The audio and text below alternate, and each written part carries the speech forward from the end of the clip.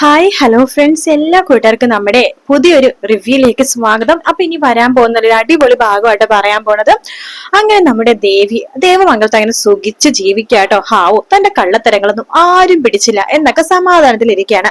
അങ്ങനെയാണ് ദേവിക്ക് വേറൊരു നല്ല ജോലിക്ക് വേണ്ടി ട്രൈ ചെയ്യണത്. അപ്പൊ ആ സമയത്ത് ആനന്ദ് പറയുന്നുണ്ട്, നമുക്ക് പുതിയൊരു അതായത് സർട്ടിഫിക്കറ്റ് കള്ളം മോഷ്ടിച്ചു എന്ന് പറഞ്ഞിട്ടൊരു, അതായത് ദേവിയുടെ ആഭരണങ്ങളും സർട്ടിഫിക്കറ്റും കള്ളം മോഷ്ടിച്ചു എന്ന് പറയാം. സർട്ടിഫിക്കറ്റ് കാണിക്കണ്ടല്ലോ.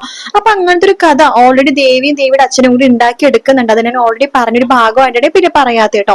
അങ്ങനെ ദേവിയുടെ സർട്ടിഫിക്കറ്റ് കള്ളം കൊണ്ടുപോയെന്നാണ് ദേവി പറയുന്നത്. അപ്പൊ ദേവി ചോദിക്കും, ഹാവു, അതോടുകൂടി തന്റെ ആ ബാധ്യത തീർന്നു. കള്ളം കൊണ്ടുപോയ സ്ഥിതിക്ക് ഇന്ന് സർട്ടിഫിക്കറ്റിന്റെ കാര്യങ്ങളൊന്നും ആരും ചോദിക്കില്ലല്ലോ, സമാധാനായി എന്നിങ്ങനെ വിചാരിച്ചിരുന്ന സമയത്താണ് ആനന്ദ് പുതിയൊരു ഐഡിയ പറയണത്. സർട്ടിഫിക്കറ്റ് ഡ്യൂപ്ലിക്കേറ്റ് നമുക്ക് അപ്ലൈ ചെയ്യാലോ. അപ്ലൈ ചെയ്ത് കഴിഞ്ഞാൽ ഒരു മാസത്തിന് സർട്ടിഫിക്കറ്റ് കിട്ടുമല്ലോ. അപ്പൊ അപ്ലൈ ചെയ്യാം. അതിനുശേഷം ദേവിക്ക് നല്ലൊരു ജോലിയിലേക്ക് എങ്ങനെയൊക്കെ കടക്കാം എന്ന് പറയാണ്. അതായത് ഇപ്പൊ ടീച്ചറായിട്ട് നിന്നോ, അതിനുശേഷം വേറെ നല്ല ഏതെങ്കിലും കമ്പനിയിലേക്ക് ട്രൈ ചെയ്യാം എന്ന് പറയുന്നുണ്ട്. അപ്പൊ മീനാക്ഷി പറയുന്നുണ്ട് ദേവിയെടുത്ത് ഇങ്ങനെ ഗവൺമെന്റ് ഇങ്ങനെ എക്സാം ഒക്കെ എഴുതിക്കൂടെ, ചിലപ്പോ കിട്ടിയാലോ എന്നൊക്കെ പറയാണ്. ദേവിയെടുത്തേക്ക് ഇത്രയും പഠിപ്പൊക്കെ ഉള്ളതല്ലേ, അപ്പൊ ദേവിയെടുത്തേക്ക് കിട്ടാൻ ചാൻസ് ഉണ്ട് എന്ന് പറയാണ്. ദേവിയാണെങ്കിൽ പിന്നെ 10ാം ക്ലാസ് വരെ പഠിച്ച എനിക്കാണ് ഗവൺമെന്റ് ജോലി കിട്ടാൻ പോണത്. 10ാം ക്ലാസ് തോറ്റ് പഠിച്ച എനിക്ക് അതുകൊണ്ട് ആകെ പേടിച്ചിരിക്കുക കേട്ടോ. ആ സമയത്ത് ആനന്ദ് പറയണ്ടേ, എന്തായാലും വേണ്ടില്ല, ദേവിയുടെ ഡ്യൂപ്ലിക്കേറ്റ് സർട്ടിഫിക്കറ്റിന് വേണ്ടി അപ്ലൈ ചെയ്തിട്ടുണ്ട്. അത് കിട്ടാൻ ഒരു മാസം സമയം എടുക്കും. അത് കിട്ടിയിട്ട് നമുക്ക് ആലോചിക്കാം. ദേവിയുടെ മാർക്കൊക്കെ ഒന്ന് കാണട്ടെ ഞങ്ങൾ എല്ലാവരും എന്ന് പറയാണ്. ആ സമയത്ത് മിത്ര മീനാക്ഷി പറഞ്ഞിട്ട്, അതെ ദേവിയെത്ര മാർക്കൊക്കെ ഞങ്ങൾക്ക് എല്ലാവരും കാണണം, ദേവിയെത്ര മാർക്കും കാര്യങ്ങളും ഒക്കെ നമുക്ക് കാണണം. അപ്പൊ എല്ലാവരും ഭയങ്കര ഇൻട്രസ്റ്റ് ആട്ടോ. ദേവിയാണെങ്കിൽ ഡ്യൂപ്ലിക്കേറ്റ് സർട്ടിഫിക്കറ്റിന് ആര് അപ്ലൈ ചെയ്തു, അതിന് ആര് ഡിഗ്രിക്ക് പോയി, അങ്ങനെയൊക്കെ വെച്ചിട്ട് ആകെ ടെൻഷൻ ആയിട്ടിരിക്കുന്ന ഒരു സമയമാണ് കേട്ടോ. ആ സമയത്ത് നമ്മുടെ ദേവി ഇങ്ങനെ പറയുന്നുണ്ട്, അമ്മേ എന്നെ ജോലിക്ക് വിടാനായിട്ട് ഇവിടെ സർട്ടിഫിക്കറ്റും കാര്യങ്ങളൊക്കെ ആയിട്ട് ഇവര് ഡ്യൂപ്ലിക്കേറ്റിന് വേണ്ടി അപ്ലൈ ചെയ്യാൻ വേണ്ടി പറഞ്ഞിരിക്കുകയാണ്. എന്നെ അപ്ലൈ ചെയ്തെന്നൊക്കെ പറഞ്ഞിട്ടുണ്ട്. അത് കുഴപ്പമില്ല മോളെ, അപ്ലൈ ചെയ്ത് കിട്ടായിട്ട് 3-4 മാസം സമയം എടുക്കൂലേ. പിന്നെ 3-4 മാസം ഒന്നല്ല, ഒരു മാസം സർട്ടിഫിക്കറ്റ് കിട്ടും. ഞാൻ എന്ത് ചെയ്യുമേ, ഇനിയിപ്പോ എന്ത് സർട്ടിഫിക്കറ്റ് ഞാൻ കൊണ്ടുപോയി കൊടുക്കും. അപ്പോഴേക്കും നമ്മുടെ ശ്രീകല ഉദയഭാനോട് ചോദിക്കേണ്ട, ഉദയേട്ടാ ഇനിയിപ്പോ എന്താ ചെയ്യാ, പെണ്ണിനോട് ഡ്യൂപ്ലിക്കേറ്റ് സർട്ടിഫിക്കറ്റിന് അപ്ലൈ ചെയ്യാൻ വീട്ടിൽ പറഞ്ഞു അത്രേ, അവൾ അപ്ലൈ ചെയ്തെന്നൊക്കെയാ പറഞ്ഞത്. ഇനിയിപ്പോ എന്ത് ചെയ്യും, അത് ഒരു മാസം നമുക്ക് എന്തിലൊക്കെ സർട്ടിഫിക്കറ്റ് റെഡി ആക്കണമല്ലോ. എടി ഒരു കാര്യം ചെയ്യാം, നമ്മുടെ അപ്പുറത്തെ വീട്ടിലെ ആ പെണ്ണില്ലേടി, ഏത് പെണ്ണും, എടി ശാന്തമ്മയുടെ മോളടി. ഏത് ശാന്തമ്മയുടെ? ഓ, നിങ്ങൾക്ക് പിന്നെ നാട്ടിലെ പെണ്ണുങ്ങളൊക്കെ നല്ല പരിചയമാണല്ലോ. എന്റെ ശ്രീകല, നിനക്കറിയില്ല, കഴിഞ്ഞ ദിവസം പൈപ്പിന് ചുട്ടത് നീ ആയിട്ട് പ്രശ്നം ഉണ്ടാക്കിയ ആ ശാന്തമ്മ. ഓ, ആ ശാന്തമ്മ, ഓ ഒരു ആ പെണ്ണ് ഡോക്ടറിനെ പഠിക്കുന്ന ആ പെണ്ണിന്റെ അമ്മയല്ലേ? ആ എടി, അവള് ഡോക്ടറെ പഠിക്കാൻ പോയ സമയത്ത് ഡിഗ്രി ഒക്കെ കഴിഞ്ഞിട്ടല്ല അവള് ഡോക്ടറിനെ പോയത്. എന്തൊക്കെ നമ്മുടെ ദേവിയുടെ അതേ പ്രായമാണ്. അവളുടെ ഡിഗ്രി സർട്ടിഫിക്കറ്റ് നമുക്ക് നൈസായിട്ട് മേടിച്ചിട്ട് അതിന്റെ പേര് നില മാറ്റിട്ട് നമുക്ക് ഇവളുടെ പേര് കൊടുത്താലോ? എന്റെ മനുഷ്യ, ആ പെണ്ണ് നല്ല മാർക്കാണ്, ഫുൾ മാർക്ക്. ആ സർട്ടിഫിക്കറ്റ് എന്നാലും ദേവമംഗലത്ത് ആരെങ്കിലും കണ്ടാലുണ്ടല്ലോ, ദേവിനെ ചിലവ് അവര് പിടിച്ചിട്ട് ഡോക്ടറോ എഞ്ചിനീയറോ ആക്കും. എടി, അതൊക്കെ നമുക്ക് എന്തെങ്കിലുമൊക്കെ ചെയ്യാന്നേ. നമുക്ക് ഡ്യൂപ്ലിക്കേറ്റ് സർട്ടിഫിക്കറ്റ് എന്തായാലും ഉണ്ടാക്കണം. അത് പെട്ടെന്നൊക്കെ ആരും കണ്ടുപിടിക്കുന്നേ. ഇപ്പൊ എന്തോരം എടുത്ത് ഇങ്ങനത്തെ നടക്കണെന്ന് അറിയാവോ? ആ കാര്യങ്ങളൊക്കെ ശരി തന്നെയായിരിക്കും. പല പിടിക്കപ്പെട്ട് കഴിഞ്ഞാലേ ഞാനും നിങ്ങളും മൂത്തമോളും ഇളയമോളൊക്കെ പോയി ജയിലിൽ പോയി കിടക്കാം. ഇനി അങ്ങനെ സംഭവിക്കില്ല. അത് തന്നെ ചെയ്യാം. അത് വേറൊരു മാർഗവും ഇല്ല. വേണ്ട, അതൊന്നും വേണ്ട. എന്റെ മോൾക്ക് അങ്ങനത്തെ സംഭവങ്ങൾ നിങ്ങൾ കൊടുക്കണ്ട. വേറെ അതിൽ വഴി നിങ്ങൾ ആലോചിക്കും. അതേ ഉള്ളൂ. ആരുടെയെങ്കിലൊക്കെ സർട്ടിഫിക്കറ്റ് എടുത്തിട്ട് അവളുടെ സർട്ടിഫിക്കറ്റ് കൊണ്ടുപോയി പൊതിന് കൊടുക്കുക, അത്രേ ഉള്ളൂ എന്ന് പറയാണ്. നിങ്ങൾ നിങ്ങളുടെ മോള് വിളിച്ചിട്ട് എന്താ ചെയ്യും, എനിക്കൊന്നും അറിയണ്ട. അല്ല, ആ വീട്ടുകാർക്ക് ഇത് എന്തിന്റെ കേടാണ്? അവിടെ ഒരു മരുമകൾ ജോലിക്ക് പോകണ്ട്, വലിയ കളക്ടറേറ്റില്. രണ്ടാമത്തെ മരുമകളാണെന്നുണ്ടെങ്കിൽ ആര്യന്റെ പെണ്ണാണെങ്കിൽ ട്യൂഷൻ എടുത്ത് പൈസ ഉണ്ടാക്കുന്നുണ്ട്. അവൾക്ക് ഇപ്പൊ ട്യൂഷൻ പിള്ളേർ ഒരുപാട് ഉണ്ടെന്നാ കേട്ടത്. മാസം നല്ല സാലറി കിട്ടുന്നുണ്ടെന്ന് അവൾക്ക്. പിന്നെ ഇവള് ദേവിയും കൂടെ പോകണം. അവർക്ക് എത്ര നിർബന്ധം? എടി, ദേവി പോകണമെന്ന് അവർക്ക് ഒരു നിർബന്ധമില്ല. ഇവൾക്കായിരുന്നില്ല നിർബന്ധം. അതുകൊണ്ടല്ല അവരും പറഞ്ഞത് എന്താ ജോലിക്ക് പോയിക്കോ, ഇനിയിപ്പൊ അവരുടെ പേര് കുറ്റം ഉണ്ടാച്ചിട്ട് അവര് ജോലിക്ക് പോകാൻ പറഞ്ഞത്. എന്നാൽ വല്ലാത്തൊരു തലവേദന തന്നെ.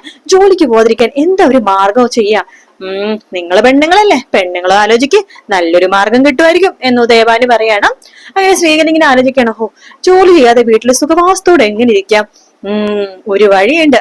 അവള് ഗർഭിണിയായാൽ മതി, ഒരു പ്രശ്നവുമില്ല. റെസ്റ്റോട് റെസ്റ്റ്. 10 മാസം അങ്ങനെ റെസ്റ്റ് ചെയ്യുക. അത് കഴിഞ്ഞ് കുഞ്ഞിനെ പ്രസവിക്കുക. പിന്നെ കുഞ്ഞിന്റെ കാര്യങ്ങൾ നോക്കുക. കുഞ്ഞിന് 2 വയസ്സാണ്, കുഞ്ഞിന്റെ അടുത്ത് തന്നെ ഇരിക്കുക. അതിനുശേഷം അടുത്ത കുഞ്ഞ്. പിന്നെ അവൾക്ക് അങ്ങനെ തന്നെ റെസ്റ്റ് ചെയ്യുക. മാത്രമല്ല, ആ വീട്ടിൽ ആദ്യത്തെ കുഞ്ഞാവുമ്പോഴേക്കും എല്ലാ സ്വത്തുക്കളും അതിന്റെ പേരിലായിരിക്കും. അത് നല്ലൊരു ഐഡിയ ആണ്. ഇതെന്നെ പറ്റിയ ഐഡിയ. ദേവിനെ ഞാനൊന്ന് വിളിക്കട്ടെ. ഹലോ മോളെ, നീ എന്ത് ചെയ്യാ? ഞാനിവിടെ ഉണ്ടമ്മേ, ബാലച്ചനെ ഊണ് കൊടുക്കാൻ വേണ്ടി പോവാ. എടി, എന്റെ മനസ്സിൽ നല്ലൊരു ഐഡിയ ഉണ്ട്.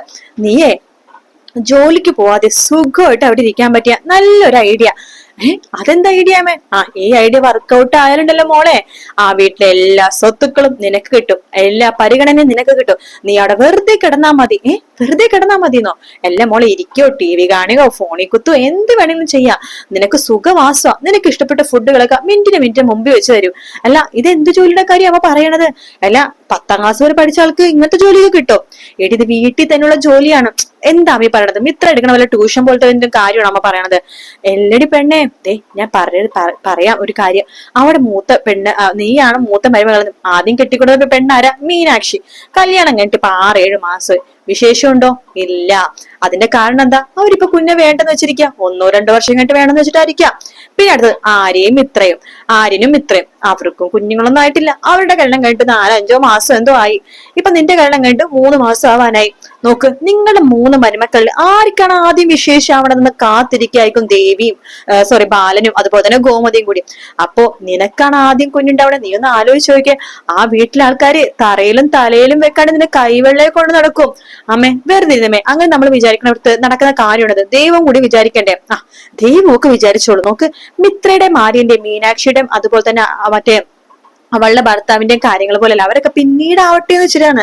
പക്ഷെ നീയും ആനന്ദും അങ്ങനെയല്ലോ. നിങ്ങക്ക് നല്ല പ്രായമുണ്ട്. ഇപ്പൊ അല്ലെങ്കിൽ പിന്നെ എപ്പോഴാ മോളെ? അതുകൊണ്ട് ഇപ്പൊ തന്നെ നല്ലൊരു കുഞ്ഞിനെ കുറിച്ച് നിങ്ങൾ ആലോചിക്കേ. പിന്നെ പറ്റുമെങ്കിൽ പെട്ടെന്ന് തന്നെ ആലോചിക്കുക. ഒരു ഹോസ്പിറ്റലിൽ പോ. ആ വീട്ടിൽ ആർത്തും പറയണ്ട. ഹോസ്പിറ്റലിൽ പോയിട്ട് അതിനുള്ള കാര്യങ്ങളൊക്കെ പെട്ടെന്ന് ചെയ്യാൻ വേണ്ടി ഡോക്ടർ അടുത്ത് പറ. എന്നിട്ട് എത്രയും പെട്ടെന്ന് ഒരു കുഞ്ഞിനെ പ്രസവിക്കണം. അപ്പൊ 9 മാസം 10 മാസം നിനക്ക് റെസ്റ്റ് എടുക്കാം. കുഞ്ഞിനെ പ്രസവിച്ച് കഴിയുമ്പോൾ ആ കുഞ്ഞിന് 2-3 വയസ്സുള്ള കുഞ്ഞിന്റെ അടുത്ത് തന്നെ നീ നിൽക്കേണ്ടി വരും. അത് കഴിയുമ്പോ പിന്നെ അടുത്ത കുഞ്ഞ്, അങ്ങനെ ആവുമ്പോഴേക്കും ഒരു 6-7 വർഷം തള്ളി പോകും മോളെ. അത് മാത്രല്ല, നീയായിരിക്കും അവിടുത്തെ അടുത്ത ഗോമതി. മനസ്സിലായോ?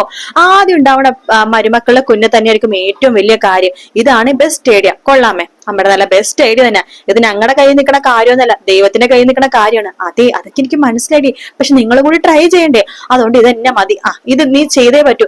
അല്ലാന്നുണ്ടെങ്കിൽ നീയെ ഡ്യൂപ്ലിക്കേറ്റ് സർട്ടിഫിക്കറ്റ് കിട്ടാണ്ടേ അവിടെ എല്ലാവരുടെ മുമ്പിൽ നാണം കെട്ട് വീടും ആനന്ദിനെ ഉപേക്ഷിച്ച് ഇവിടെ വന്ന് നിൽക്കേണ്ടി വരും. അയ്യോ, എനിക്ക് പറ്റില്ല, എനിക്ക് എന്റെ ആനന്ദേട്ടനെ വീട്ടുകാരെ ഉപേക്ഷിച്ച് വരാൻ പറ്റില്ല. അപ്പൊ നീ ഒരു കാര്യം ചെയ്യ്, ഒരു കുഞ്ഞിനെ പ്രസവിച്ച് അവിടെ നിൽക്ക്. അപ്പൊ ബാലൻ എന്താ പറയാൻ പോണെന്ന് അറിയാവോ? കണ്ടില്ലേ, എനിക്ക് 3 മരുമക്കളുണ്ട്. മൂത്ത മരുമകൾ ദേവിയാണ്. പക്ഷെ അവസാനം കേറി ഒന്നും അവളാണ്. പക്ഷെ ഇവിടെ ഒരു കുഞ്ഞിനെ, ഒരു പേരക്കുട്ടിനെ തരാനായിട്ട് ആദ്യം പോണത് അവളാണ്.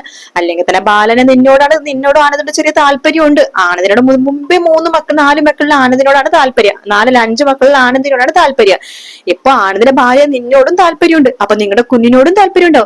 അപ്പൊ ഇതന്നെ മതി എന്ന് പറയാണ്. അങ്ങനെ ദേവി, ഈ അമ്മക്ക് അങ്ങനെ പറഞ്ഞാൽ മതിയല്ലോ എന്ന രീതിയിൽ ഫോൺ കട്ട് ചെയ്യാമേ എന്നിട്ട് കട്ട് ചെയ്യാണ്. അത് നല്ലൊരു ഐഡിയ ആണല്ലോ എന്നൊക്കെ പഠിക്കുന്നത് ദേവി ഇങ്ങനെ ആലോചിക്കുന്നുണ്ട് കേട്ടോ. നല്ല അടിപൊളി രസമുള്ള ഭാഗമായിട്ടോ അത്.